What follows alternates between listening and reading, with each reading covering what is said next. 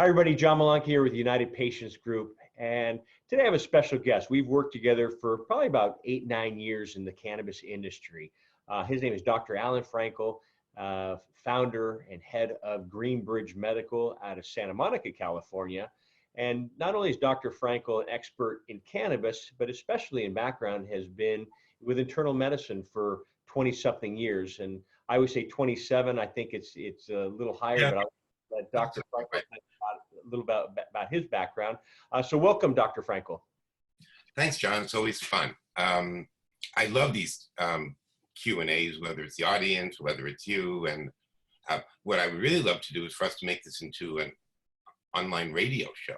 You know, anything cannabis, just call with a seed question, with a sprouting question, a growing question, extracting question, dosing question, THCV, all the new cool stuff that's happening. But yes, I'm Allan Frankel at greenbridgemed.com, 310-393-0640. And we're doing virtual telemedicine now, but we're having a great time with it because I think we all need something that's at least entertaining. So my visits, Voltaire in 1732 stated the art of medicine consists in amusing patients while nature cures them. So that, huh? Yeah, and now I do it with telemedicine. Good.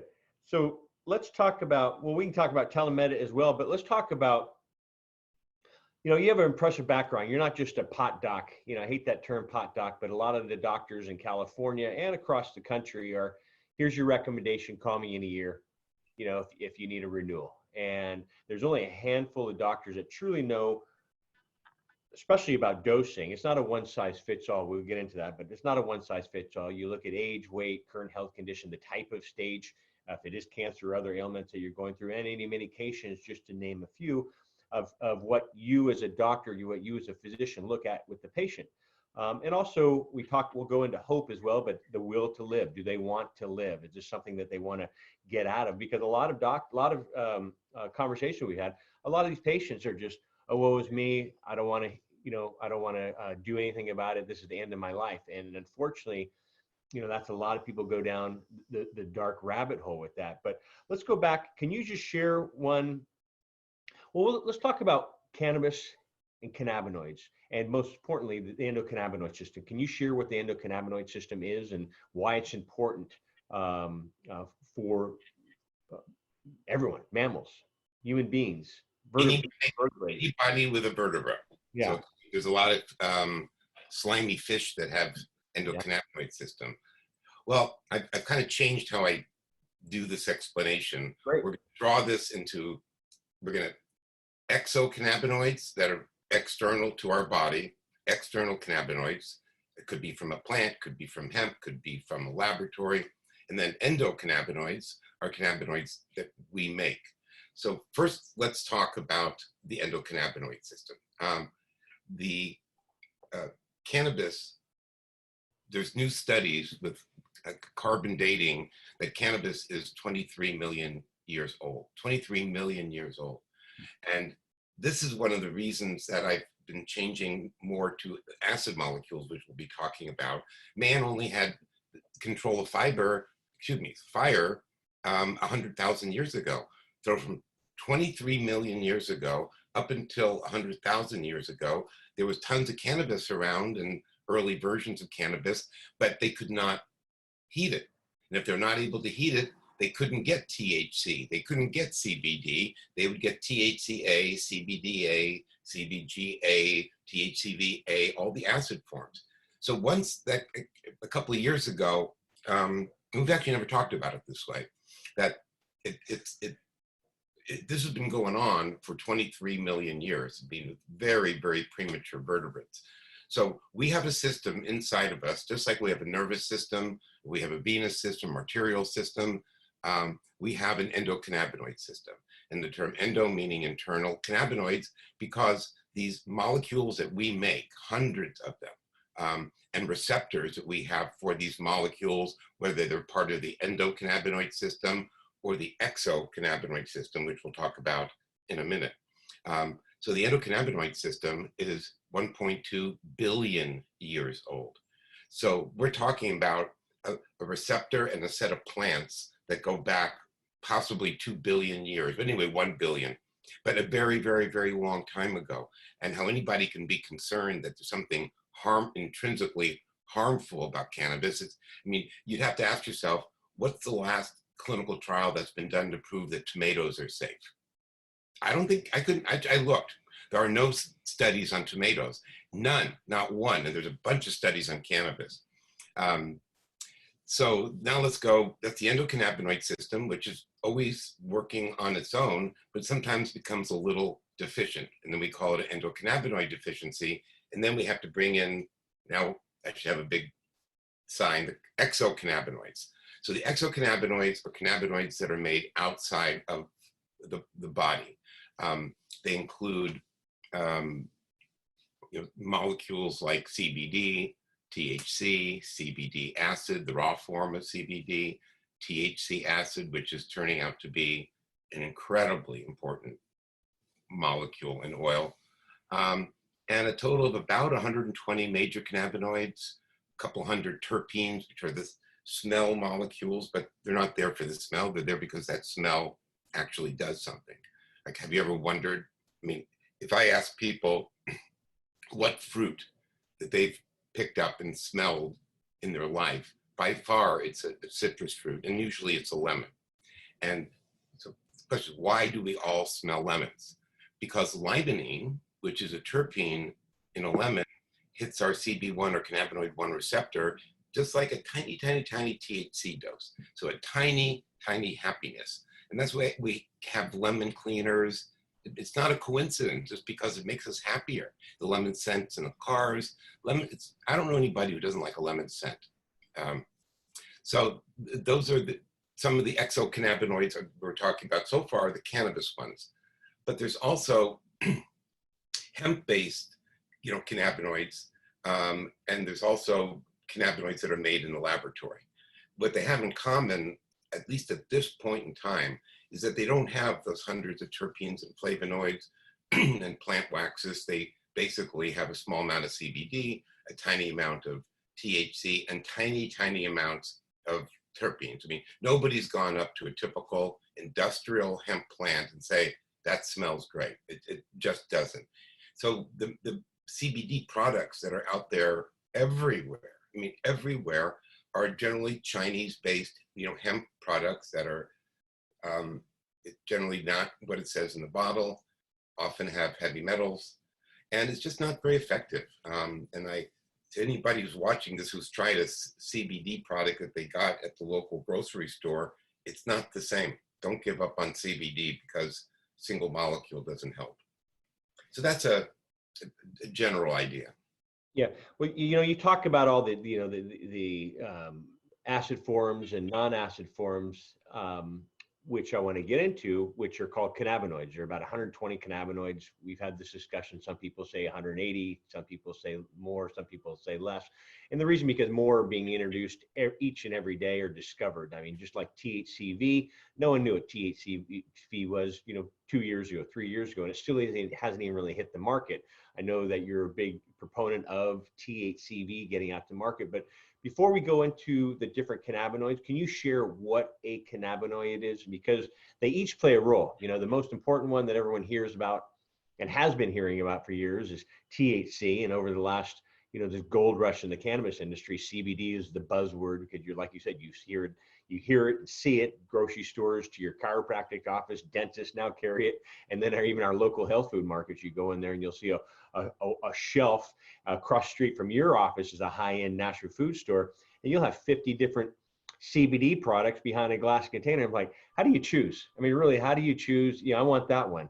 And so can you talk about what are cannabinoids and how each plays a role? And a lot of patients, I'm certain you get this as well, is, Dr. Frankel, I don't want to get high, so I want the medical part of the cannabis plant, not the recreational part, which is totally incorrect. And so can you go into that? What is a cannabinoid, how they each play a role, and how important THC plays a role in a lot of ailments that are out there, certainly cancer, and we'll get into cancer shortly.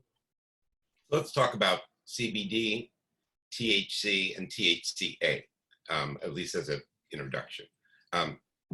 CBD and THC, I mean, first of all, THCA, THC acid, is just the form of THC before it's heated. So if you take some raw buds, cannabis flowers, and you don't heat them, it's virtually all THCA. And we're doing a test now on some extracts that were in storage for a year and a half that we have the certificate of authenticity for, and that somebody came across a liter of it. So we're going to send a couple cc's off for testing. That will show us how much actually decarboxylates over time. Because Meshulam has been talking about this, that how do you deal with acid molecules if it's constantly changing?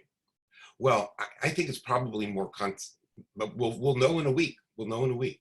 I think it's probably more constantly changing, where THCA on the vine, ultimately gets picked, harvested, dried, and then if it's smoked or baked, the THCA in the bud from the heat turns to THC, or it's made into an extract. It could be either, depending upon the plant, could be a CBD extract. It could be a THC extract. But when we say CBD extract and THC extract, I'm talking about CBD with hundreds of other molecules. And how many hundred? We don't know. And the reason we don't know, I just verified this a couple of weeks ago. There is truly, at least according to Dr. Jeff Raber, who I think is respected by everybody, there is no lab in the United States, other than at the University of Mississippi, where we could take a tincture that you buy, or a capsule like this, that has oil inside of it, and be able to test what the terpenes and the flavonoids and all those other molecules are. They can only test cannabinoids. And to me, this is going to be a huge thing. I mean, I plan on being the troublemaker myself. I'm going to go buy a bunch of products, take the labels off, somebody names them and puts them 1, 2, 3, 10, and then we'll send them to El Soleil in Mississippi, and we'll see what the THCA is and THC, and we'll see what happens over a year and a half. Because if Meshulam's right, that means if you're keeping an extract for a year and you're counting on THCA or CBDA, it may be converting in the bottle. So I'm very excited. I can't wait to get the test results back. My guess is it's going to be fine, and we'll know, this is what the study is about, that if you keep it in oil form, it doesn't continually decarboxylate like it does in bud form. I'm going ahead of ourselves here, because Corinne and I, we're always, when we were juicing the plant, which, for our listeners is the THCA that Dr. Frankel was talking about. And so just like you can with wheatgrass, you're juicing the wheatgrass and you take your wheatgrass shot. You can do that with the cannabis. That's actually what we're doing with the cannabis plant in most cases. I know, Allan, you talked about a cold press, et cetera. But what I'm talking about here is you're getting the cannabis plant, the leaves. I know. I mean, we have patients growing. If you go to, this is a good tip. Okay. You need a Red Star tip. It's in Amsterdam, Netherlands, cbdcrew.com. CBD Crew, CREW. I'm pretty sure Baba Shanti is the head of that. And I met some of these guys, years ago, and I lost connection with them. But they have an autoflower feminized seed, where if you wanted to buy some of these seeds, anybody can grow this plant. And what the plant ends up being a small plant, easy to grow indoors if you're in an apartment. We could do a whole show just on how to make your own stuff. And because, it's so expensive.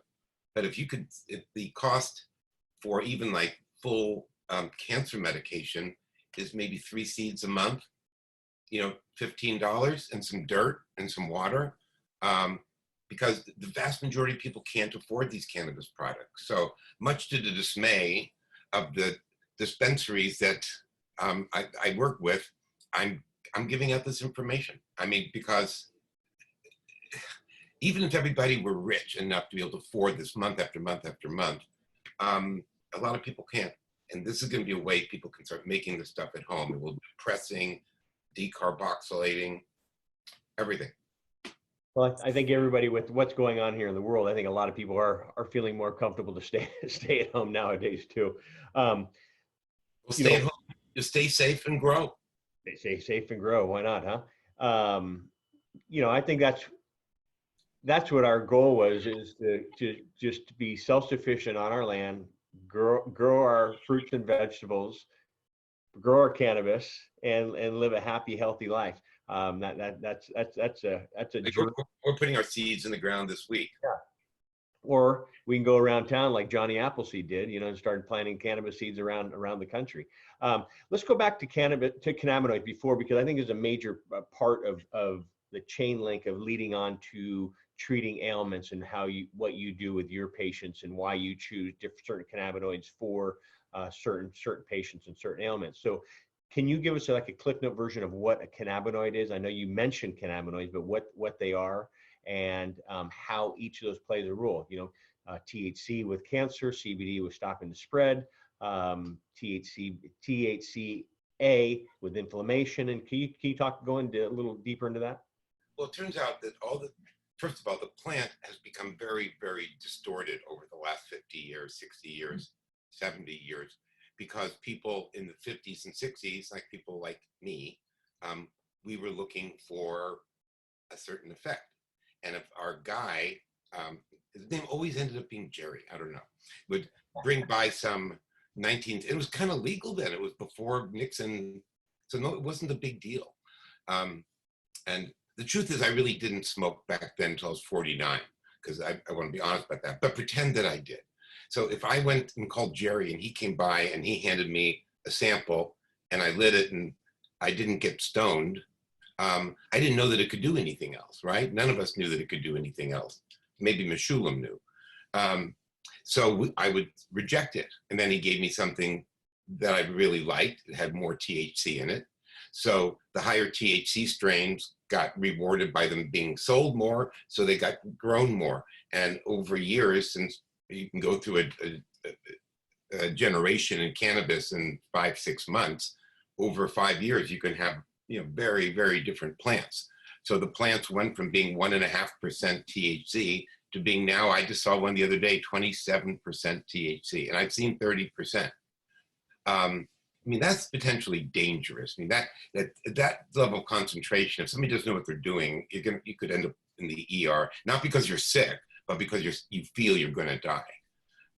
So the cannabinoid THC, these are, I should get a chart in your office. You normally have the chart in the wall, and you can point here. Look at yes. it.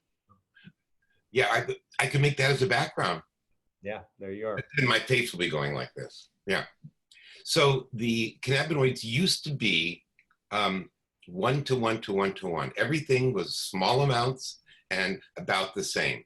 And the 4 major cannabinoids, as it turns out, CBD, THC, THCA, and CBDA, and this is what our cancer regimen is, because all those molecules have been shown to treat pain, to treat poor appetite, to decrease nausea, and kill cancer cells. And the acid molecules, there's more and more and more information on the anti-cancer effects, and also the neurological benefits of these acid molecules. And when you think about it, this was the type of molecules that man was using for pre-man for millions of years. So for a number of years, I kind of discounted the acid molecules because there was no evidence, but there was no data on them because it's very difficult to make THCA in the lab. It's unstable. But that's what Meshulam says, which I'm sure is true, but we have to find out how unstable it is. And I can't believe nobody's done this. I can't believe I haven't done this test. So we'll know in a week. Well, that's something that Corinne and I were looking to do, is juicing, and that's what I was getting at, and I lost train of thought there, is juicing.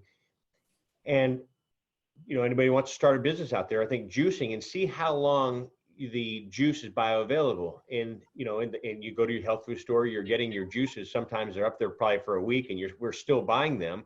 how long will the THCA acid in that fresh squeezed juice be fresh enough where you still have the benefits of that? And so I think, maybe you and Jeff could try that while you're out sampling or testing these products to see how long after 2 days, 5 days, 7 days does it still stay as potent as it should be.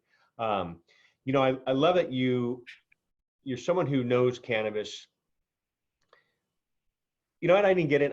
We'll get into this later, but I didn't really get your introduction as to why you, how you became a cannabis expert. Being a UCLA medical grad, and then you kind of fell into this industry, just like Corinne and I fell into this industry. I want our listeners to know, that you are the real deal. And so can you just give a Cliff Note version of, how, when you became a medical doctor and then an internist, but also into the cannabis industry, you were kind of adopted into this or dragged in, just like Corinne and I were dragged in. Well, in 1999, I was 49, and I had a viral infection in my chest. It just wasn't getting better, and I was short of breath. Went to my physician. He sent me to a cardiologist. I was in congestive heart failure, and they gave me 6 months to live if I didn't get a heart transplant. So that was 21 years ago. And I chose not to have a transplant because I didn't want to do it.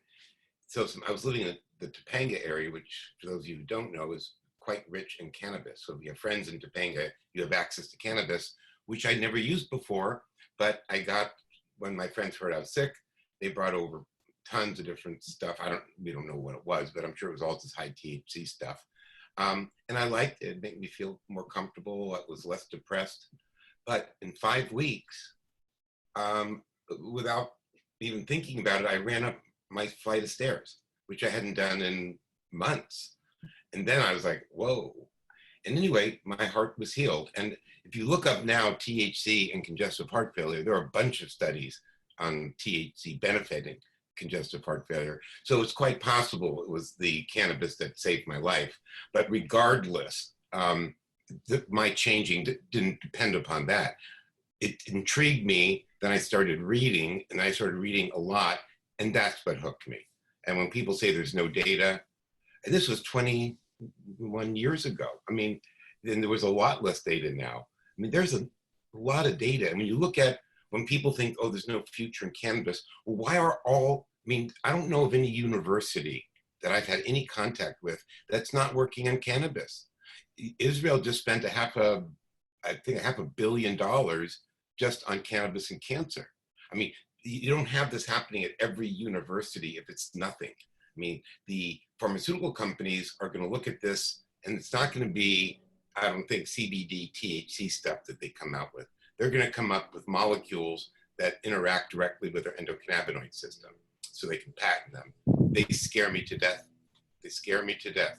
We have these plants that work great. I don't do anything any longer, not much anyway, in my kitchen sink, but I could grow a CBD plant in my backyard, extract it myself, dilute it, and even without testing, I've done it so many times, I could make up a 20 mg per ml CBD solution that would be so much better than Epidiolex. And now, of course, we're using labs and lab people, but it's not that complicated. It's just a vegetable. Well, you say that the pharmaceutical companies will be. They're already here. They're already doing it. So we already see that it is something that is staying around and has been around, as even you mentioned 23 million years ago. And that was the first description I've heard you talk about of why they didn't smoke it, because they hadn't discovered fire yet. That makes sense now. I have another story similar to that. You know how everybody talks about everything's happening 6,000 years ago? It's like Canada 6,000, the Bible, Dead Sea Scrolls. The reason everything was 6,000 years ago is that's when man learned how to write. Before that, they couldn't document it. I mean, they were smoking for those 94,000 years. I mean, they were smoking, and it was definitely a male-dominant society. I don't want to make any comments on that, but there were benefits of being Neanderthals. It's, I don't think people have, well, I wonder, did Neanderthals have guilt? Did they have guilt? They had guilt feelings or hope I don't feelings? know. They probably didn't. They probably didn't know how to write it down to express it to their therapist of what was going. So let's just try this. So let's talk about. You talked about cancer a minute ago with the 4 cannabinoids. Cancer has affected both of us in different ways. My beautiful wife Corinne was diagnosed with stage 4 pancreatic cancer, and she passed in end of 2017. We're in the industry. We live a healthy life. We know the knowledge of the cannabis plant. We know the knowledge, we have the knowledge of health and staying healthy and what we need to do to keep this health. Why did it affect Corinne? And why didn't it work on Corinne? Because it's worked on numerous other people we've worked with. How we were kind of adopted to this industry was my father-in-law had stage 4 lung cancer metastasized to his brain. He's still alive. That was 2011. And now you, a cannabis expert, a man who knows health, he's a physician, knows about health, what it means to stay on top of his health, and you get prostate cancer. And you've had a scary year. And when I share with others about a unhealthy PSA number is double digits.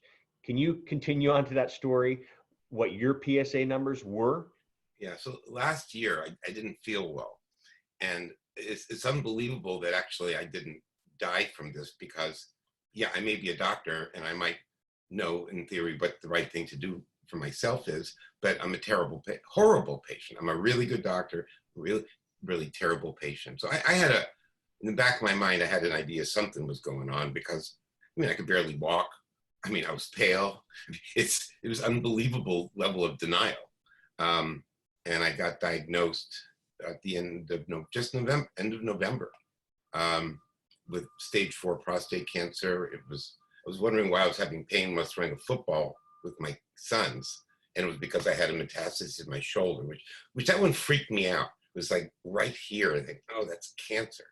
But it was like all over. And the treatment that I've used is hormonal blockers and cannabis. I just saw I had a follow-up last week, and my regular doctor is at home, so I saw one of his partners, whom I've known for a long time, and the lab came back a few days ago, and so she was looking at it and scratching her head and looking at me and looking at other lab, then printing out stuff, and she finally said, "What else are you doing? We've never seen this." And I said, "Cannabis." And she said, "What type of cannabis?" And so I told her that we like to use 4 different oils combined together because we're not smart enough to know if one of them is the best. And I don't think I would love to talk to somebody that knows exactly which molecule to use for which cancer, because I'd love to see that data. I don't believe anybody knows. I mean, Israel doesn't know, and I've been doing this a long time. We don't know. So what works for you, what worked for Corinne's father, having the same exact ailment may not work for the next person. that's why we include all 4 of the major cannabinoids. They've all been proven to have solid anti-cancer properties. And the acid molecules, THCA and CBDA, are much, much, much better anti-nausea molecules than either THC or CBD. So the acid molecules are really important. And again, what's cool about them is you can grow this stuff and eat it, just like John says. Right? Often, instead of the leaves, because I'm spoiled, I would use the buds, crush them up with my hand, and I tell patients to put it in a little whole fat yogurt and just have a tablespoon of it. Because having half a gram a day of raw, I mean, if people can grow from CBDcrew.com, these little autoflowers that are 1-to-1, you could eat the bud or mix it up, and that will give you the CBDA and THCA, and then you could put it in a vaporizer and vape it to get the active molecules, or take it to the next step and extract it. But I think vaping very small amounts per day makes a lot of sense. I mean, the absorption rate is like 95% as opposed to like 25%. So the question is, do we reduce the dose a little bit? So we're scratching our heads on that one, but that's the way for the majority of people to treat cancer, is to grow these one-to-one plants from CBD crew, and then eat half of them raw and vape the rest. You know, I don't want to give anybody excuse me, false hope, and you and I always talk about hope, but I want you to share your PSA numbers now, what they were and what they are. Yeah. So when I get to the hospital, I mean, I don't remember the first 2 days of the hospital at all, but my PSA was 6,000. Nobody had ever seen one of 6,000, so they ran it again, and it was 6,500. It was growing. So, but now it's 0.5, 0.6, and I'm in remission. And I for sure my bones have healed, because I took a really bad bike fall a few weeks ago, and as I was going down, it was an oil slick thing. I was thinking, oh God, my hip. Nothing. Good.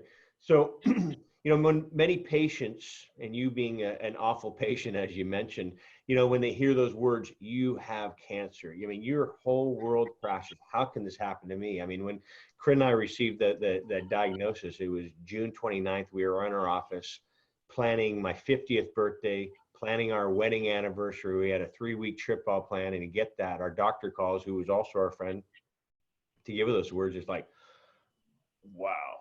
Okay, what do we do? And a lot of, you know, because we have a lot of this at our fingertips, we were able to go, you know, the cannabis route, the natural route, the integrative oncology route. And we did everything. We consulted with doctors, when I say all over the world, Australia, New Zealand, Italy, UK, Mexico, US, you know, but a lot of the patients that we work with, and I'm certain with you, they always say, I'm going to try the conventional route first.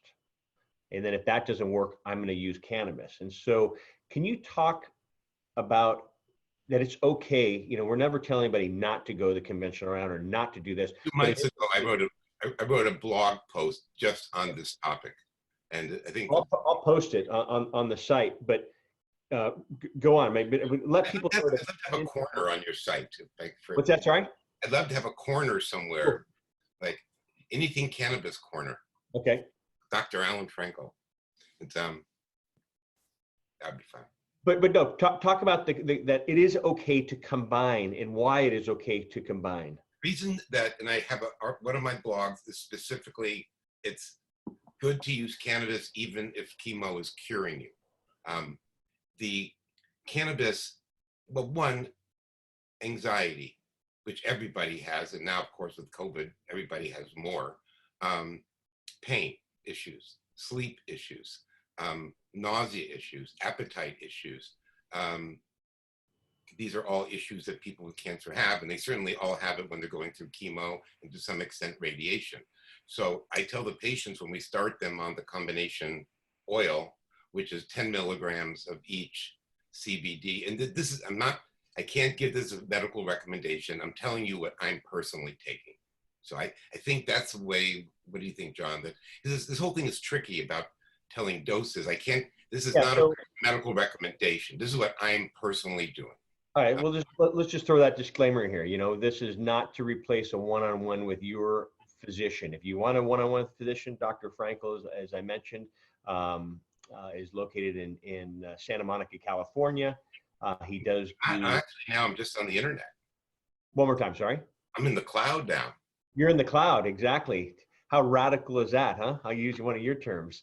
I'm in the cloud. But you do consult with not only families, doctors, not only here in the U.S. or California, but in U.S. all over the world too. So again, what Dr. Frankel and what we're talking about here is just expert advice, what we've seen over the years.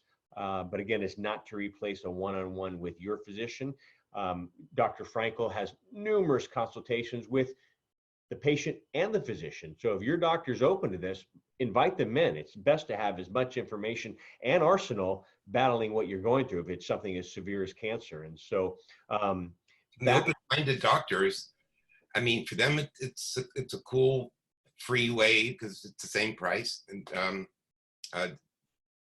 he or she will get a reasonable reasonable introduction to cannabis, because that's part of every visit. So let's talk about what one goes through with chemoradiation, but why cannabis does help for appetite stimulation, nausea, pain, And mood.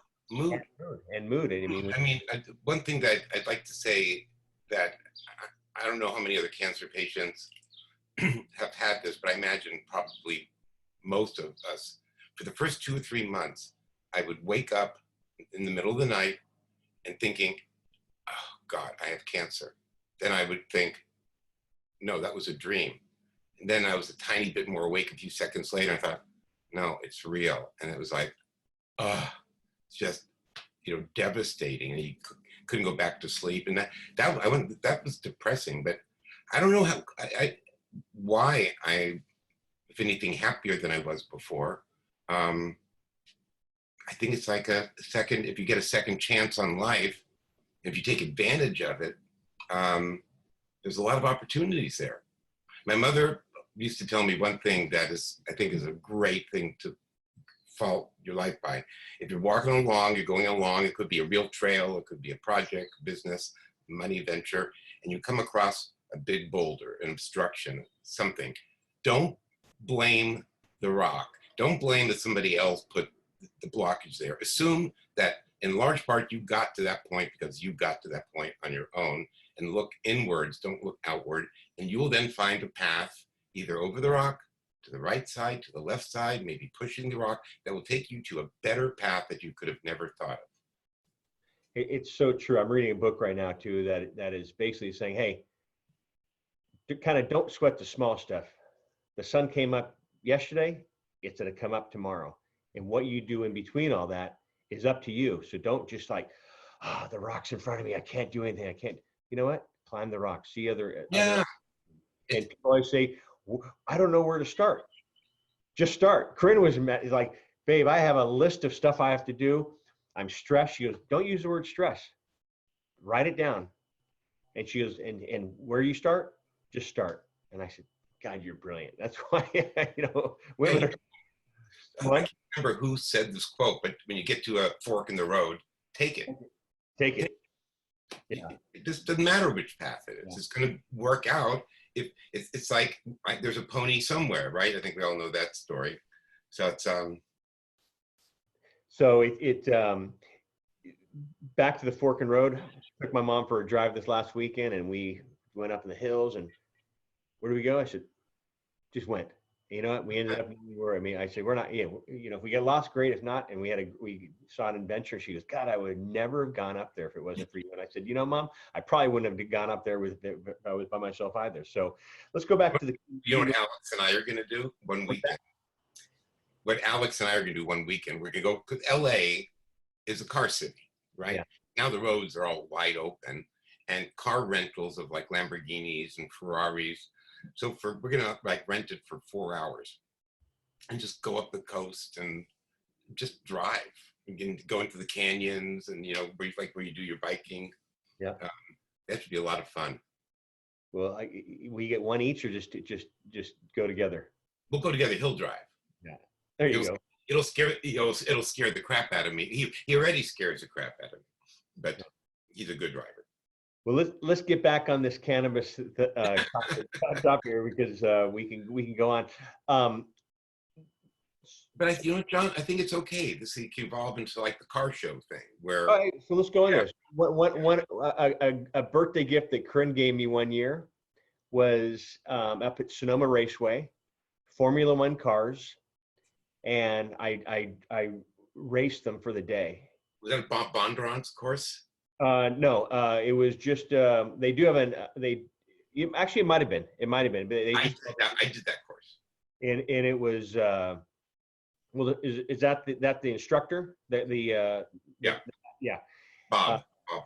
It was incredible. It was incredible. So if anybody wants to surprise their loved one, their spouse, or themselves, go up to Sonoma Raceway, get in. So you take a course in the morning. You're in the class, and they talk about the course and what you do, and it's speed shifting. So But we did that, and you're hitting a couple G's going around those corners, and you're down below, and it was an incredible experience. So um, either rent a Ferrari or Lamborghini up in the hills of LA, or come up here to Northern California and go up to Sonoma. It's definitely worth it. Um, Live life. You know, we only have one life, and as you just mentioned, you know, you had a second chance in life, and you're going to live it. Um, let's go back to the topic of, you know, can I use CBD or cannabis with chemotherapy? And a lot, how do you approach this conversation with an oncologist who is anti-cannabis? Because this happens all the time. I don't want to bring this up to my doctor, but I feel when this is your health, and you should share everything that you're doing so the doctor knows, okay, we can make some certain tweaks here. Because a lot of doctors will say, you know, okay, patient X, if I find out that you're using cannabis, I'm going to have to ask you to get another doctor. And so a lot of times they say, great, it happened to my aunt. She fired her doctor. She went to someone else, you know. Yeah, So some doctors have that. I mean, it's so ridiculous. It's so but I would ridiculous. share with families here in California or throughout the country, legal state or illegal state, it's not illegal to have that conversation. And if your doctor doesn't know this knowledge, say, can you recommend a doctor that would? Which is why you get a lot of doctor referrals, not only here in California, but throughout the country. Say, I don't know about cannabis, but here's a doctor that I've worked with or I feel confident recommending um, uh, you talking to regarding this. So with cannabis, can cannabis help with chemotherapy in battling the cancer, not only with nausea, appetite stimulation, mood, and pain relief? Yeah. So as I look back upon the last 5 years since we've gone to this multi-molecule, multi-oil concept, it's actually a very, very, very simple idea. If you go back to the plant from hundreds of thousands of years ago, it had CBD, THC, THCA, CBDA. All of these were about 1%, 1.5%, but they were all about equal. And the two most common were CBD and THC, which then meant CBDA and THCA, but at much, much, much, much lower concentrations than we have now. But which direction did you want me to go on this, John, again? Take the fork in the road. Take the fork in the road. So I would say we started doing dose stuff 9 years ago. And I'd say about 7 years ago, we were starting on, if you look at a hill, on one side of the hill, we were looking what is going to help people with their nausea, with their appetite, with their pain, with their anxiety, with all the issues related to symptoms related to cancer and symptoms related to chemotherapy, including is there a way of preventing neuropathy with chemotherapy? And there is. I mean, we'll talk about this at another time in great detail, but CBD, whole plant CBD, at a dose of 30 milligrams a day, plus or minus, will, in the vast majority of patients, prevent them from getting neuropathy. So that's one huge benefit. One, not to get the neuropathy, but two, I've seen a number of patients that are using a neurocytotoxic chemotherapy and they're developing neuropathy, but the drug's really working and their cancer is going away, but the doctor then had to stop because that neuropathy, people would rather, it's called suicide pain. It can be really awful. So we've come up actually with treatment that's transdermal for the pain, but it's much better if you're using the CBD, you're going to be able to tolerate the chemotherapy better and you won't get neuropathy, which is a big deal. The other thing before we go into the nausea and the more routine things is that CBD has recently been shown, and it's at least 2 studies, and I think it's 3 or 4 studies, that with different chemotherapy agents, CBD prevents the chemotherapy agent from losing its potency.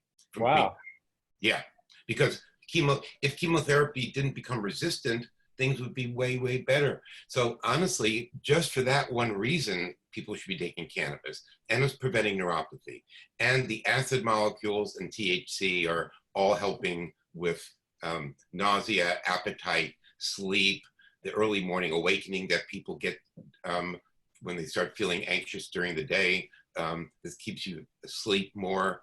I have people kind of double the dose an hour before their chemotherapy or radiation, because to be a little stoned when you're getting chemo or other IV drugs, I can personally, from personal experience now, it is way better to be a little bit medicated. And it personally, I mean, I tried the standard meds, including pain meds, including narcotics, because I was having a lot of pain. I mean, a lot of pain.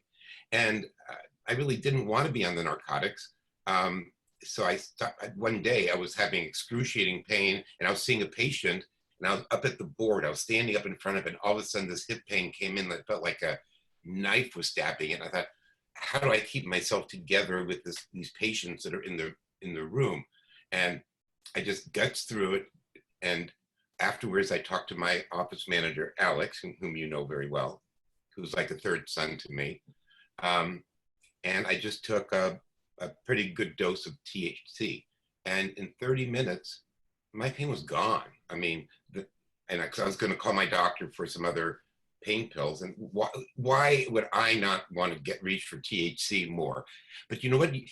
Even I was assuming that it couldn't help this pain. This pain is so bad. There's no way. And I hope everybody's going to be okay with it, but I'm going to need narcotics for this pain.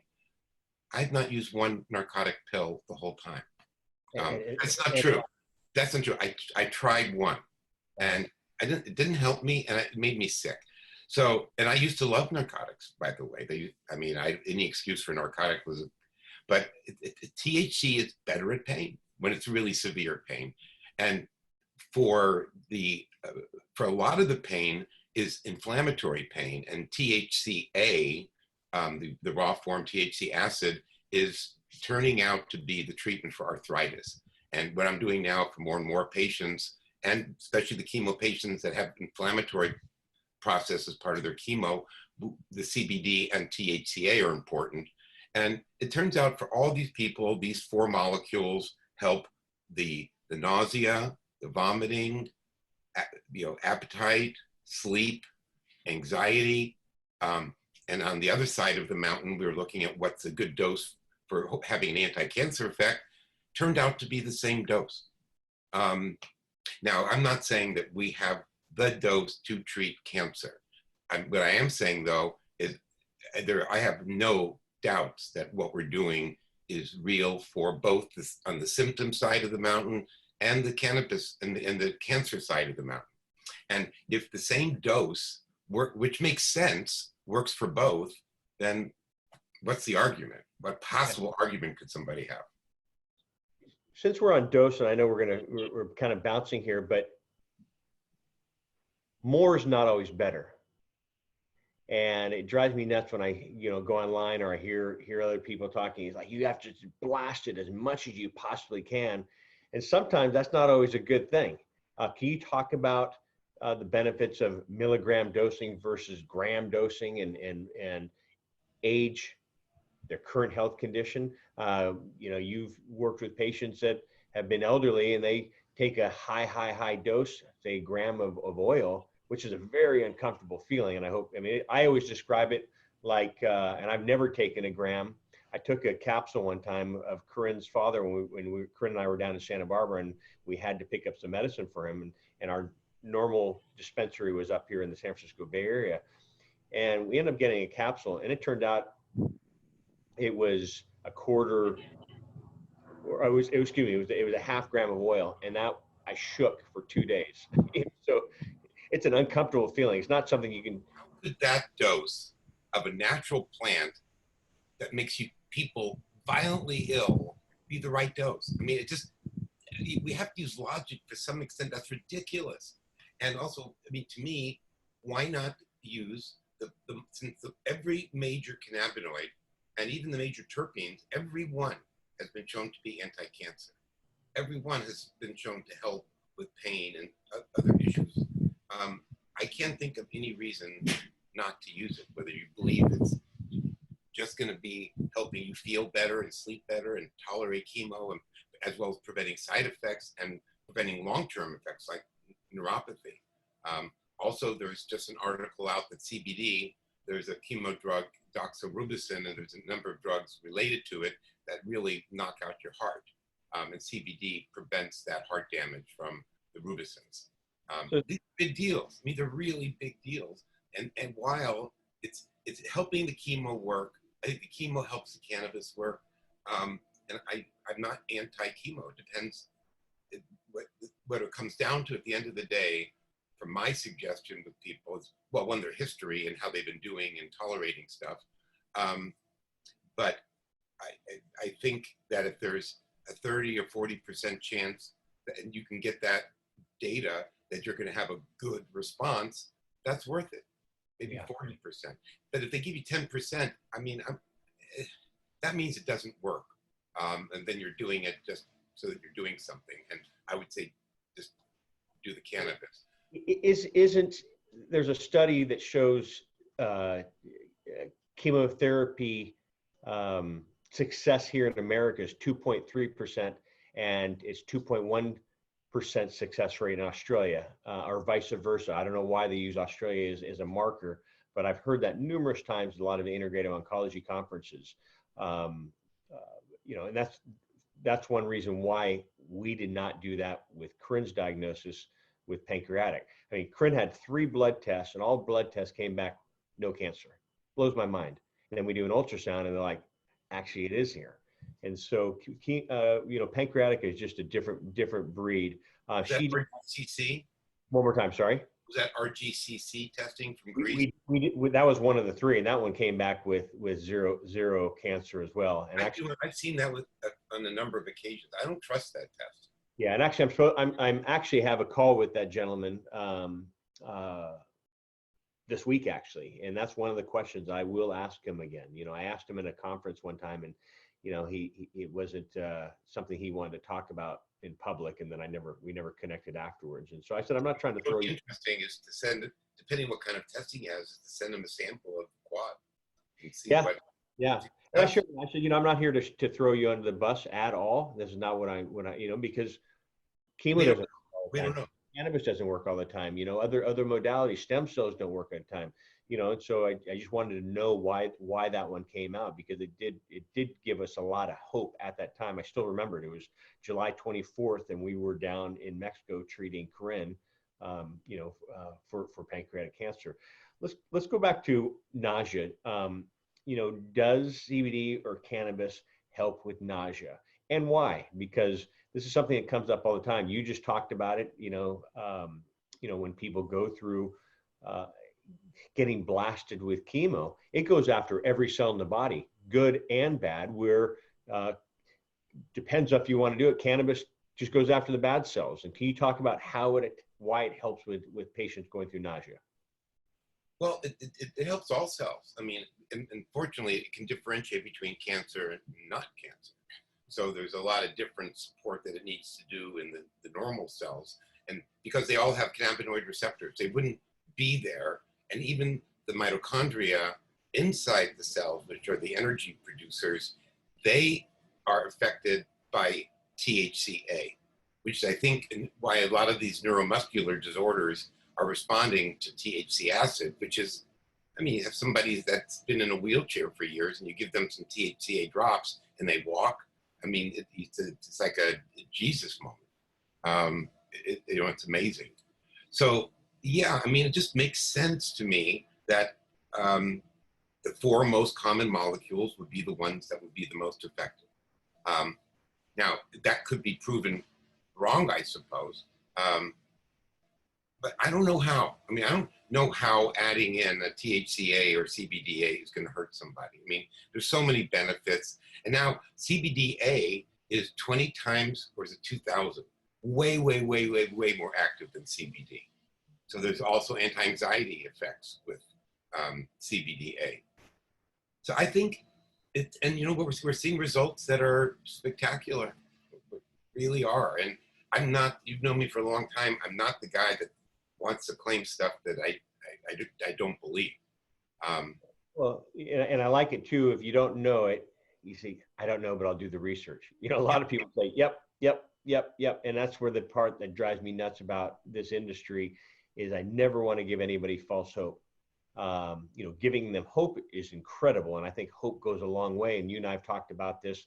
You know, even walking out of your office, or walking in your office and seeing patients walk out of there, and they're have a little more pep in their step, and then you say, "Hey, can I give you a hug?" And I said, "I would love a hug." And sometimes just that extra hug, and now they're walking out of there 100 feet tall, going, "I'm going to beat this thing." And I remember that lady that when I came into your office, she was from Utah. She and her husband drove from Utah to try this. And that, we can go on and on and on. But that's just what I share with cannabis refugees. You know, before you uproot your family, your life, your doctors, your jobs, and move to a legal state like California, come out here for a little vacation, 2 weeks, 2 days, you know, whatever you can do to see if this actually works for you. Meet with a medical professional, go to LA, beautiful day, you know, sit down on the beach, go see Dr. Frankel. And Now with your masks on and 6 feet apart. Yeah, exactly. Yeah. With what? A tin can. What was that, Dr. Oh, Frankel? yeah. John and I earlier in this, we were joking. I actually have a meeting up a person of the feminine persuasion with masks, 6 foot distance in a park this afternoon with pomegranate juice. So instead of yelling, I was thinking if I could get 2 empty cans and could find the string. I mean, I used to have, when I was a kid, I had a tin can phone to my neighbor. Wait, hey, man. Except the millennials today, they don't even know what a rotary phone is, you know? Oh, right. Yeah. So, but I think that will break the ice with her too. So let me know how that date goes. Tin can date. Does she know you're a cannabis doctor? Yeah. You know, and I'm certain that has gone well and not so well with your introduction sometimes, huh? I would say more negative than positive. Wow. Especially being open-minded in California, and especially Southern California. People in the Venice and Marina area. I had a boyfriend, he was a stoner. I think you're going to dismiss me as a stoner and that's it. You know, I don't even know, what is a stoner? What is a stoner? Well, it's funny you say that, stoner. The first time when I went in to get my first medical cannabis card in 2009 or 2010, and I walked into this office, and it was a beautiful office up here in the San Francisco Bay Area. And on the wall, it had a poster. This is what a stoner looks like. And it was a police officer, a mom, a teacher, a grandfather, a baby. Yeah. You know, and so I was like, wow, what a great way to define that, you know, because a lot of people have the stigma, hey, you smoke pot, you're a stoner. You know, and even when Corinne and I started this organization, I didn't put my last name in anything. I did press releases and I just say John. And a lot of people in the industry got upset with me for that reason. This is 2010. And I would say, you know what? This wasn't my life. You know, a lot of ex-colleagues, a lot of family members, you know, don't know about, you know, what we're doing. And then when Corinne's dad had the turnaround, because we really didn't know about cannabis then. We knew it would help with appetite stimulation, which is the next topic I'd like to talk to you about. You know, we came across a study that showed 40% of cancer patients pass a malnutrition, wasting stages before cancer takes over. Same thing with AIDS patients, the wasting syndrome before AIDS take over. And so using cannabis, you had, what was her name? Brownie Mary, I think Dr. Abrams used to work she used to work with him she didn't work with him. She would help the patients up there at University of California, San Francisco. And she would bring in the brownies for the HIV patients. You know, and it was helping with their appetite and their mood, you know, and nausea and pain. And so she was onto something, you know, but I think they banned her out of there for bringing that in. But that was one of the things that made Corinne and I talk about. I was banned from the Society for Cannabis Clinicians because I brought the first CBD bottles. And I thought all the docs would want them. And I was just... Allan, I was at that meeting with you. You were there? Around that, and I remember I gave you a ride back to Bart, and it was right. Blown away, and I was just blown away on their reactions and what they said. And I was like, God, these are doctors working together, and it wasn't only with you. You would have another doctor speaking about his or her practice and what they've seen with their patients, and the other doctors are like, and I'm thinking, come on, guys, show some respect here. We're all learning, and you're sharing your what you have seen, and what you've seen has worked in your own personal practice. Doesn't mean that it works for everybody, but you're saying, hey, I've seen this work, and this is what I use. You know, if it can help and save one person, why not share that? But anyway, appetite. It worked for my family. Yeah. We Well, didn't know we didn't know the medical benefits in. And so why does CBD or cannabis, THC and the other cannabinoids help with appetite? Primarily by stimulating the appetite center in the brain. It's mainly a direct effect. But the THCA, CBDA definitely are having, very powerful effects. But THC will stimulate the appetite. Also CBD through its anti-anxiety issues, anxiolytic things. If we get anxious, we get a little sick to our stomach, all of us. If we get really agitated, we just can't eat. Well, the CBD part tends to really help tremendously with the agitation. So then that's one more way where the appetite is increased. So you have THC working in direct appetite stimulant. You have THCA and CBDA being powerful anti-nausea, and you have CBD that's calming people, which also helps them eat. What is the best for a cancer patient, and in what work? Because we have a lot of cancer patients. We're on the top of a cancer right now. What would you recommend for one of your patients that may be going through cancer? Would you say take because you hear a lot of cancer patients saying, this is one of our dear friends. She recently passed, my mom's best friend actually, but she was finding success with, an edible, because she had never been a smoker. She's wanted an edible, and it helped with the nausea. It did help with the pain, and help with appetite. And so, do you recommend an edible versus a tincture versus a vaporization of smoking? Primarily, I recommend extracts, which are tinctures. Extracts, capsules, transdermal. To me, I get the fact that people love edibles, but from a doctor's perspective, I would much, much, much rather see somebody, here, let me grab my capsule, take a capsule, and an hour later have a Sara Lee brownie. It'd be way more tasty, be healthier than really, I mean, it's not the people who are baking these things are not, scientists, to say the least. And also the heat, not so much for the candies, but for all the baked goods. You maybe decarb your THC before you bake them, but while you're baking them for the 35, 40 minutes, you're subjecting every cannabinoid to 350 degrees, which totally changes everything. And that's why it's so much heavier and so much more sedating, because there's a lot of oxidation of cannabis products. Years ago, I want to say like 2011, it may have been you talking about, about edibles. And it's like, listen, if you want an edible, just get what you want to eat and pour your dose Right. onto that brownie, cookie, yogurt, whatever it is, and eat it that way. And what you have here. This has been tested. You know this because you've eaten it numerous times. If it's a cracker, if it's an Oreo, if whatever, Right. just add your normal dose onto that and eat it that way, and enjoy them both. You know what's happening. Yeah. I got into a thing buying those chocolate covered cherries that have maraschino cherries, and injecting in a little tiny bit of the oil that was dosed. Or chocolate truffles works well.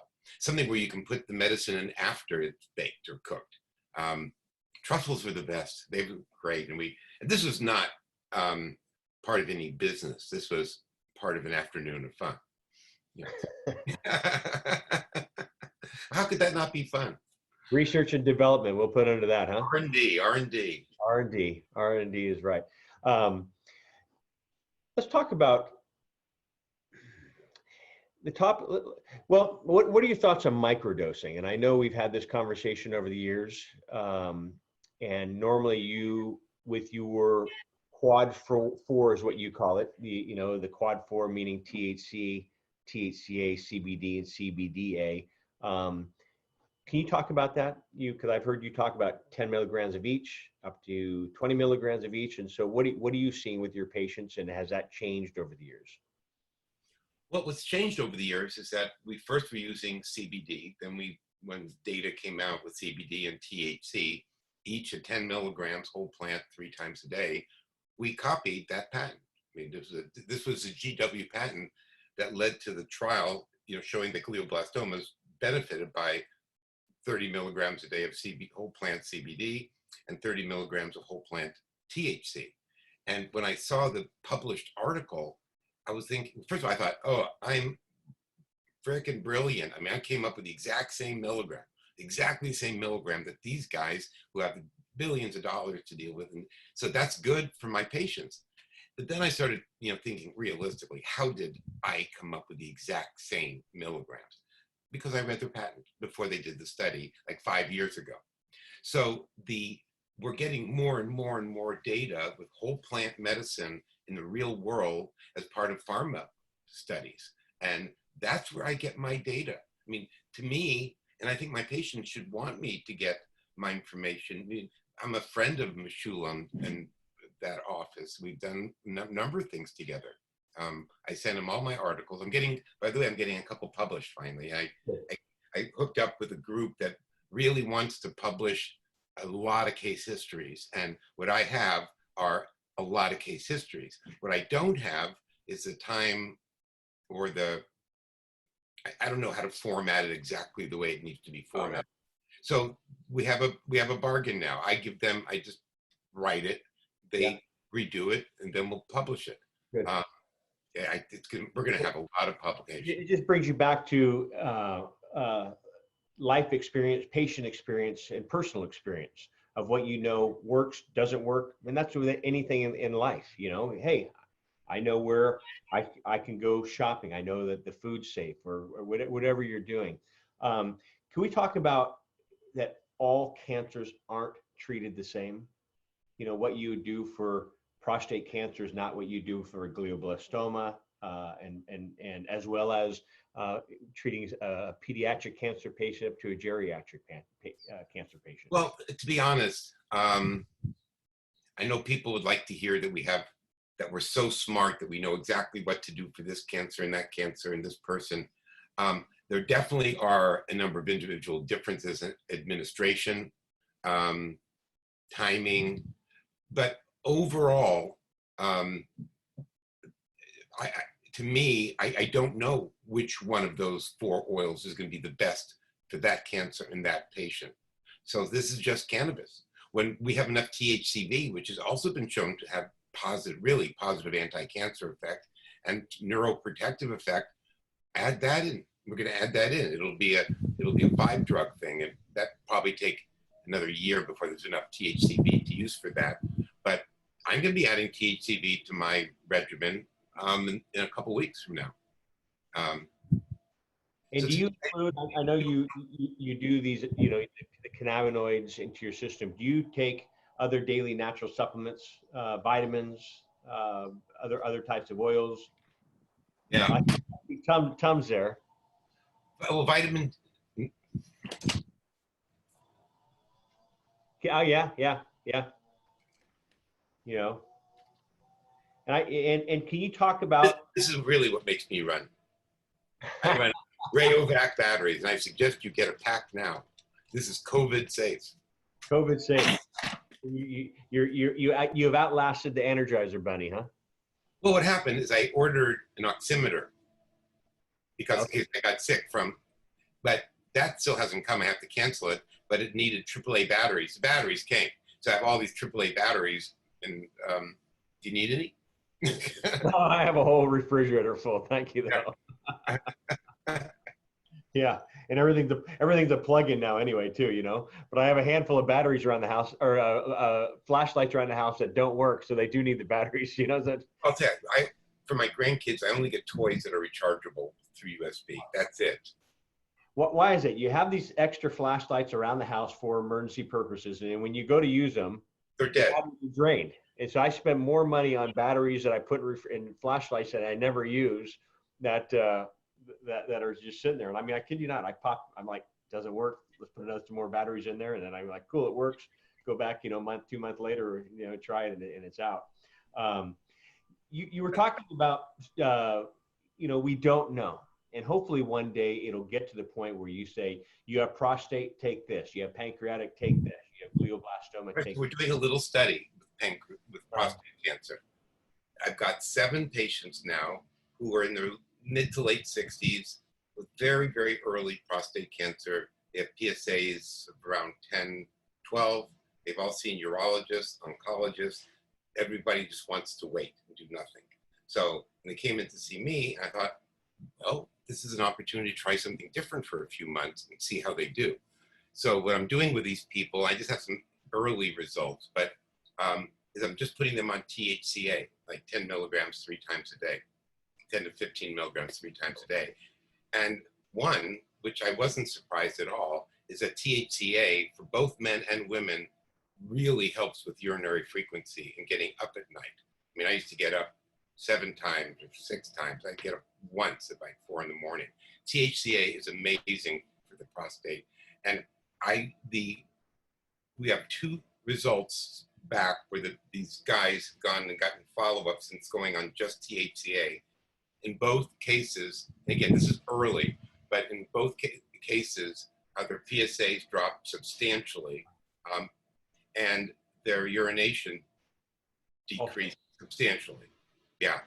So this is an opportunity to see, what about just using THCA by itself? I mean, that would save a lot of money.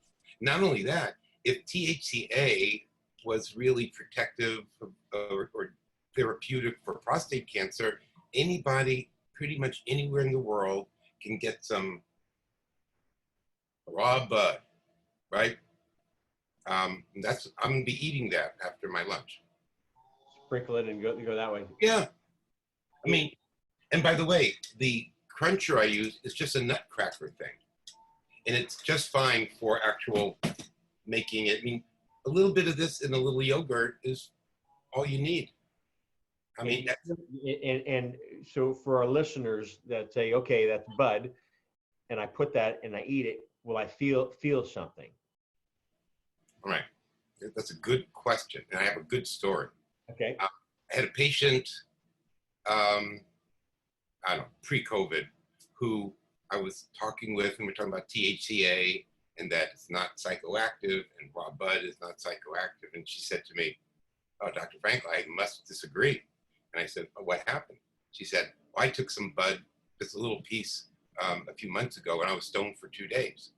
And I said, "Where was the bud?" And she said, "In the garage, in the garage." "How long has it been in the garage?" And she goes, let's see, Billy left for college. That time, it was like 15 years it had been sitting. So over time, if you just leave it, it's going to convert to THC. And that's what happened.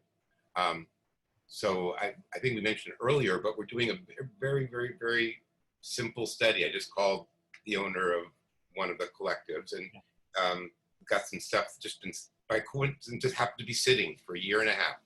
We'll send it off for cannabinoids. We have the certificates of authenticity from when it was tested 1.5 years ago, and it's the same batch. So, do you need some? Because when Corinne was ill, I grew about 6 plants in our backyard, and it produced a lot, and we would juice. And right when I was getting ready to take it down is when she passed, and so I have stuff. I kid you not.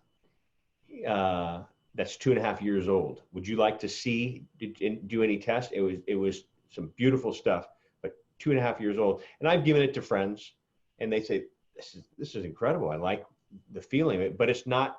It hasn't been stored. I just put it. It's in a. Right.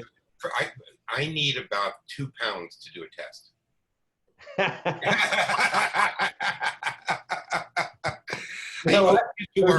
There's about that there too. Yeah, Rayburn and I used to joke around with people about that all the time. You need a sample? Yes, we do. How much? They asked me 3 or 4 grams. I said, "Why do you guys need that much?" And he said, "We like it." So, yeah.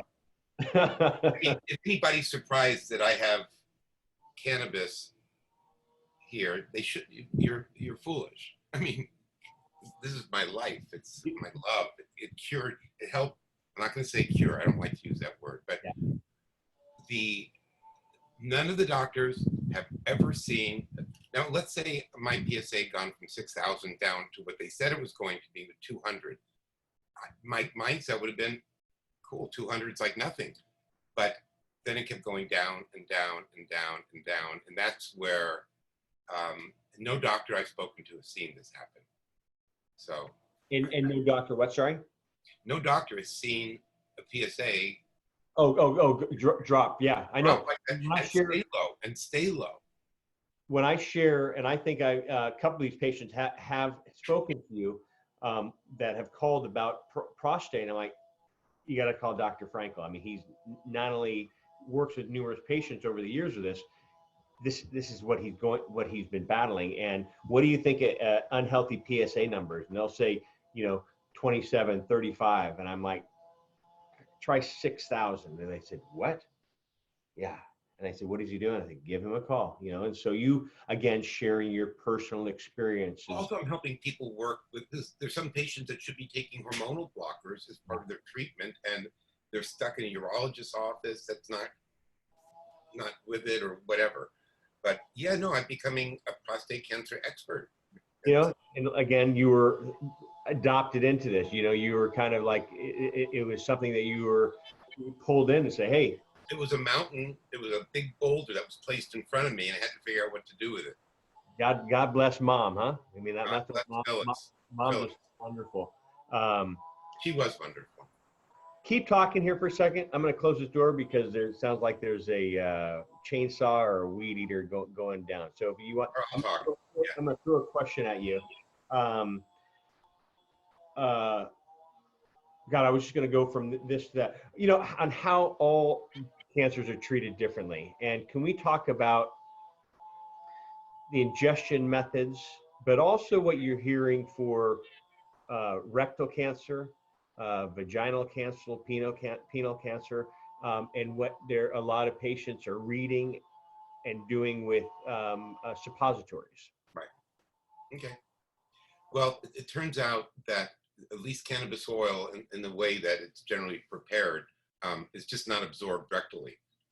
And there were a number of tests that were done both at University of Mississippi, and we did it in Santa Monica, where we gave a handful of patients suppositories that had, I think, about 350 milligrams of THC each. And then we drew their blood and measured their levels at 1 hour, 2 hours, 3 hours, and it was zero. I mean, zero. And we couldn't give that dose to them orally because that'd be way too dangerous. I mean, but it doesn't work. And now there's a form of THC called, and people are making a big deal of it, but I'm not that impressed. That just means, and this is a patent by Dr. El Soleil, and I don't mean anything negative in his name. If you take THC and you add this molecule hemisuccinate, then it does get a pretty decent absorption. But you can't just take acetate, mix it with THC oil, and you're going to have it. We're working on a different way, which is similar to the transdermal treatment for neuropathy, where there are excipients that will help vaginal absorption, rectal absorption, and mixing them in. And we finally did one, so we couldn't, because of Ramadan, if you can believe it. Because of Ramadan, we couldn't get the testing done at University of Mississippi because Dr. El Soleil is Egyptian. And last year, they're doing some blood tests, and he sends me a note that is one of the funniest notes I've ever gotten in my life. He says, Dr. Allan, you're an Egyptian thing. I was a phone, Dr. Allan, I'm so sorry I didn't get back to you. I was at Ramadan. And I said, you know what? I hear that all the time as an excuse. Anyway, he's awesome. And he's willing, when we started drawing blood and sending it to him in the University of Mississippi, I didn't have any issues with that. It's legal to send blood, even if it has cannabinoids in it, it's legal. But then he said, it would be great if we could get the oils that I said, so you want me to send cannabis oil to the University of Mississippi, the National Institute of Drug Abuse. And I mean, I remember this conversation so well. He said, yeah, Allan, you think I'm trying to capture you? And I said, okay, fine. So we started sending him the oils.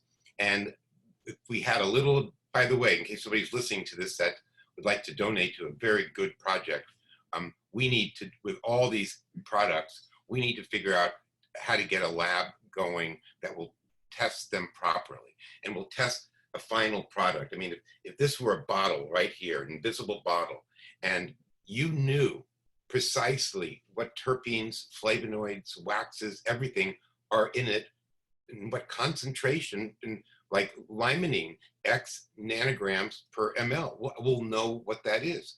It's, when I was talking to Dr. Raber, to me, it's unbelievable. It's unbelievable that we've been doing testing for 9.5 years and we still can't test the final product. So the best anybody can do is to measure the original oil and then follow the dilutions. But we don't know if it's right. And to me, until we can measure terpenes and flavonoids in the final product, anybody that says what terpene is based upon what's in the weed is what's in, excuse me, cannabis, it doesn't work. So we're going to do this after Ramadan. If anybody out there, when does Ramadan end? I think it's soon. But wouldn't that be a great, and maybe we'll post it on your site, because I don't want to post it on my site, the results, the final results of all these big people, everybody. Just buy a bottle of like the high CBD products and find out what the terpenes are. I think a number, I'm not going to mention any companies, but there's one company, and I think there's many of them, but there's one I know for certain that started out making really great products, I think as good as anybody made, and now they still call it cannabis, but it's mostly hemp-based. So what people are doing is they'll take a little bit of cannabis, it's like cutting drugs, like putting in something else. So they're putting in hemp-based CBD. So when people test the cannabinoids, it could be whatever it is, whatever you want it to be, but the terpenes aren't in there. And until we can test that, we really don't know what the quality of the medicine is. That's why testing is so important. And I share that with patients all the time. Go in there. If you don't see a test result for that product, if you're purchasing in a dispensary, go to another dispensary or try another product. I mean, nowadays with regulations, they're really cracking down on that, and make sure you ask for them. And if you don't, you're the patient. You're putting this in your body. So, would you go out and drink a bottle of isopropyl alcohol? No. And there's a reason why the winos aren't down there on the corner buying 69-cent bottle of isopropyl alcohol and guzzling it. Our president recommends that you drink bleach. Oh, that's right, huh? Yeah. Does everything, even the coronavirus. Let's go into, you were talking about testing, you're talking about terpenes and the different cannabinoids. Let's talk about, is there a certain,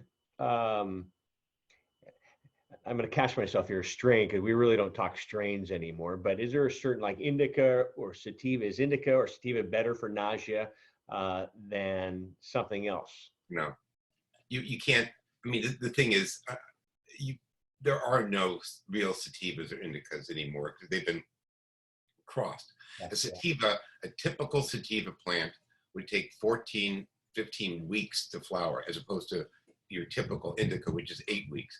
Who do you think wants to have to wait 14 weeks? So what we're doing with one of the THCV strains that take 14 weeks is crossing it with the CBD plant, which probably will make it down to an 8-week plant, which then theoretically you're turning a sativa into an indica. So what is it? It doesn't matter. It doesn't matter. What matters is what the chemistry is. That's what matters. You mentioned sativa and indica. Like Corinne's father, he had a heart arrhythmia, so he had to stay away from any upbeat stuff. And back then, it was like coffee. Yeah. Up then was keeping him away from a sativa strain for that purpose. And again, everyone's different. When he would use a sativa strain, you would see a change in his reaction to that. And so we didn't have labs back then. It was the blind leading the blind. We had trial and error, knock on wood. Thank goodness we didn't have any. I think I've come up with a reasonable idea to explain what's going on in the dispensaries with the sativa indica thing.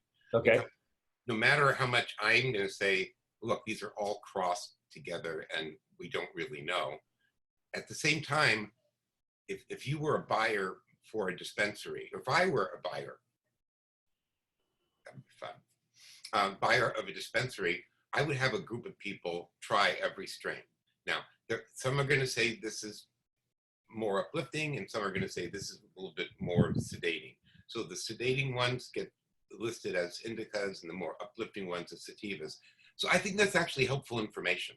I was telling people up until this past year that it doesn't matter at all because we don't know about sativa and indica, but we do know that this strain for the majority of people is more uplifting. We don't know why, but if we could check all the molecules inside, we would. I mean, when I was in Meshulam's lab, he showed me his list.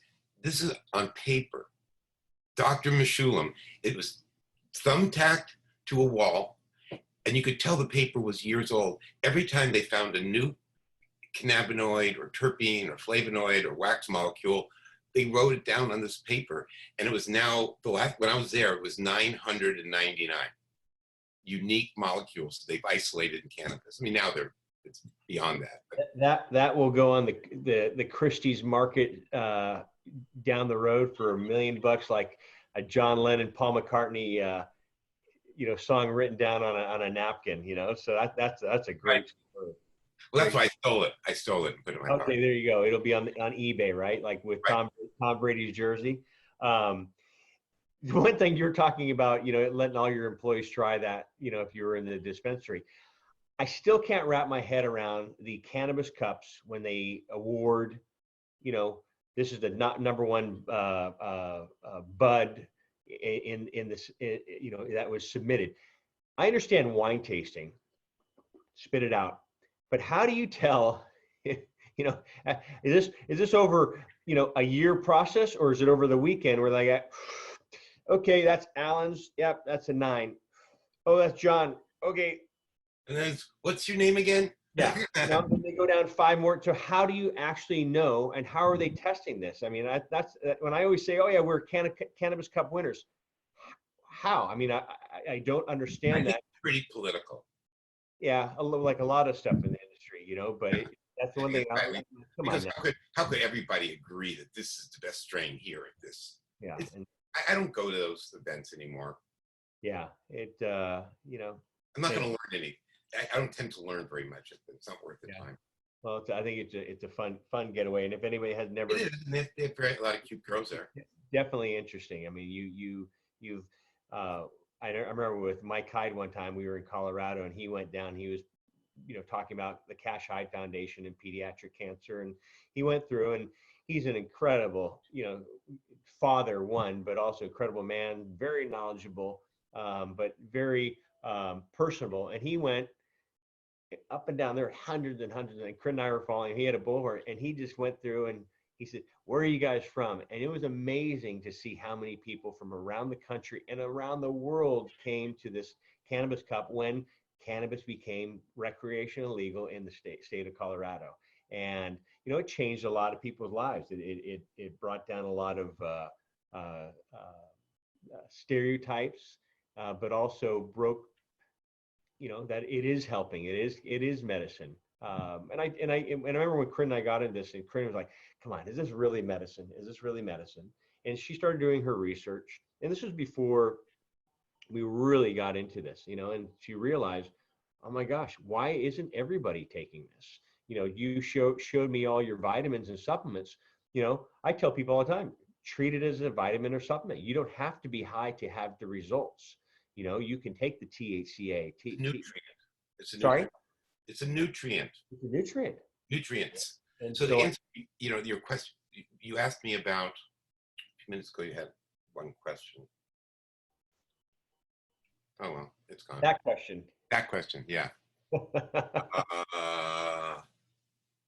Yeah, I think this show dialogue, we should try keep it casual enough that it could come across like the Seinfeld car show. Totally. Let's keep it that way. Talking about that. So, Or I have a great idea. Let's do it in a car. you know, Let's do it in a car, go up the coast. comedians drinking coffee, and we could do it that way. It's Right. funny. I was in Boston. Wouldn't that be fun? Well, it's funny. I was in Boston, and we were talking. A nurse I work with, Beth. We were talking, and she said we should have recorded this whole conversation. I mean, we drove from one meeting to the next, and it was just talking about cannabis, and we went all over. And she's like, "Gosh, we should have recorded that." And so, but I agree with you. So let's, you know what? Tell Alex when he doesn't want to drive, we'll get in a Ferrari. You and I will get in a Ferrari and drive the hills of LA, and we'll do a show for. Alex and I have talked about it. I mean, he's a major car aficionado. Cool. Have you watched that Seinfeld's Cars and Comedians, or comedians? Yeah. I think it's great. And plus, the cars that he's getting, the driving, and the history of these cars. Yeah.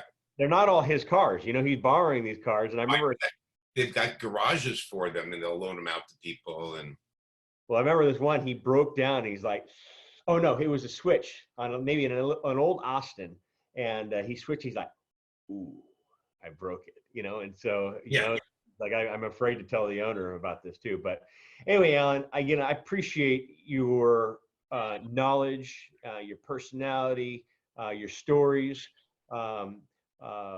Not only about your patient stories, but also your own personal stories with your family, but you and your health. And, I thank you for coming on and trusting what I do and what we do over here.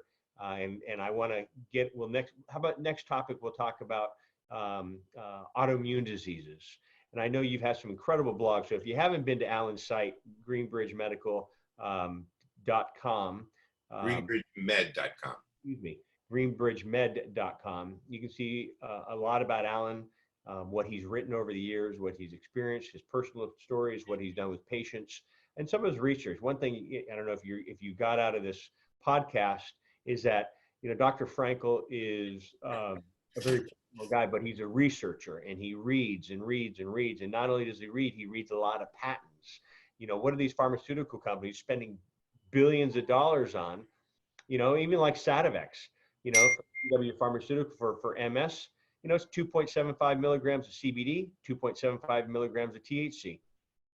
That's the secret sauce. It's not like what you have in Dr. Pepper or Coca-Cola or McDonald's in their secret sauce. It's, this is cannabis, and people have replicated it. And so instead of spending thousands and thousands of dollars, I mean, Sativex is not available here in the US for whatever reason is. Epidiolex is also very, very expensive, even with insurance. Because the DEA will not approve medicines that have more than one molecule. And it's. I mean, it's to me arrogant. The arrogance to be sitting here and saying we just need that one molecule. The 23 million years of evolution that made this plant 1,000 molecules is an accident. What clearly is the right thing to do is to take all those 999 and throw them away and just take this one. And let me just end on this one last point.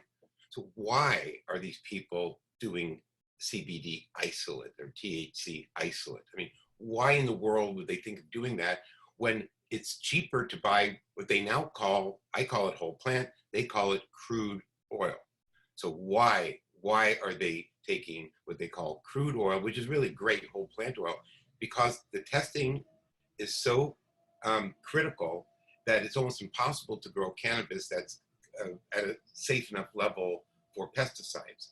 So this is called remediation. They have cannabis that is contaminated with, and I think the state's too picky on this one, but regardless, those are the laws. So it tests positive for pesticides. Your choice of two things: one, throw it away, which all of us had to do since new laws, or two, remediate it, which means pull out just that one molecule, throw away the rest, and that one molecule will be clean. So it's much more expensive, but it's way, way lower value. So you're recommending whole plant? Whole plant. Your products, your cannabis products, if I'm going to say one thing that's important today, it should smell like cannabis. That's how you know there's whole plant left in it. I mean, Good. simple. Simple, simple. Well, Allan, as I know you, but Dr. Frankel, thank you. I wish you a lot of fun and luck tonight on your long distance date. And I think go get that can with the string, and I think you have to bring that. I know. I think we use cans. I have old cans of food there. There you go. Open up your cans of chili and put them in a Tupperware and do it that way. So That would be very funny. well, I want to hear part two. We'll get you back on the show, and we'll talk about, like I said, autoimmune disease. I would like to talk about the difference between hemp CBD versus cannabis CBD. I know there's a big controversy there. I'd like to talk about RSO oil versus full extract cannabis oil, as well as dosing and why less is more. And then talking about some of the other topics that you've really hit up on. Myasthenia gravis is one, but also talking about athletes and cannabis as well. So Dr. Frankel, Lots to talk about. And there's a lot to talk about. So we'll get you back on here, and have a great day. Everyone, this is John Malanka with United Patient Group. Be informed and be well. We'll see you soon. Bye-bye.